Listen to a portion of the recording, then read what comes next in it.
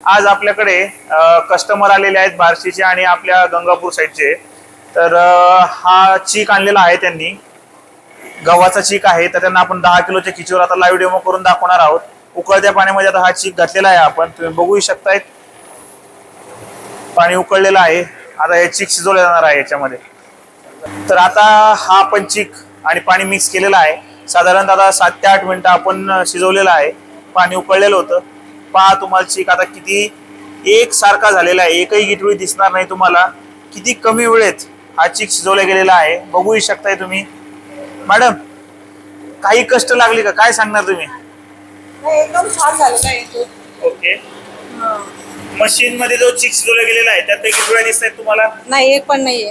गिठळ्या आणि जो चीक शिजवला गेलेला आहे तो व्यवस्थित शिजला गेलाय हो, का? एकदम छान आलेलं आहे.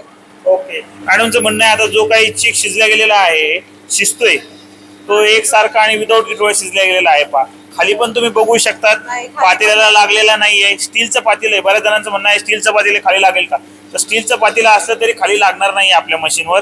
त्या मशीनची खासियतच आपली अशी आहे, आपण बनवलेली अशी आहे, खाली लागत नाही चीक काही.